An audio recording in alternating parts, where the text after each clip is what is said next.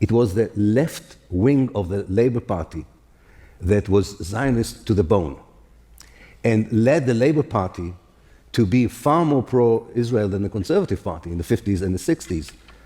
Why was it? Well, I try in the book to answer it.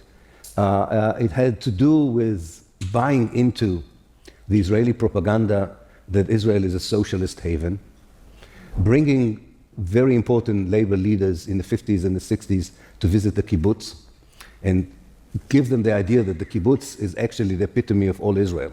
Well, actually only 3% of the Israelis lived in the kibbutz, totally ignoring the way the Palestinian citizens of Israel were living under military rule, not understanding the whole issue. So it was effective advocacy, moral blindness, and wishful thinking that there is, within the West, there is a better version of socialism.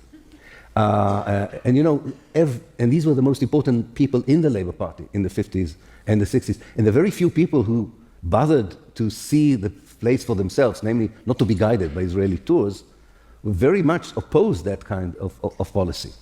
As I mentioned in my own book, people like Brown, who was the foreign secretary. George Brown. George Brown, yeah. Who, you know, in a very tame and kind of soft way, dared to mention that there were Palestinians as well.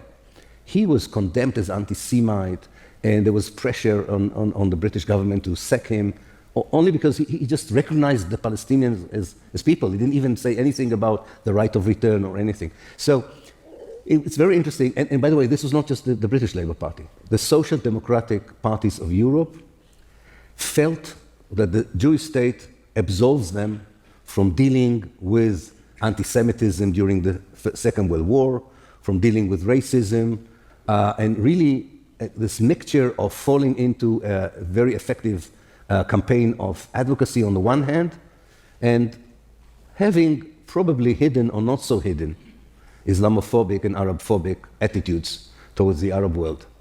Because we have to remember the Labour Party was ruling a British, whenever it was in power in government, it was not, did not see the Arab world as a place that is entitled to independence and total freedom.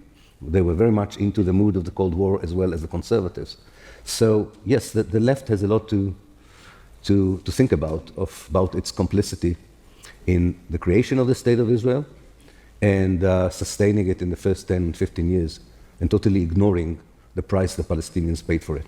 Yeah, because it's very tempting when you look at historical figures like Nye Bevan, you know, the godfather of the NHS.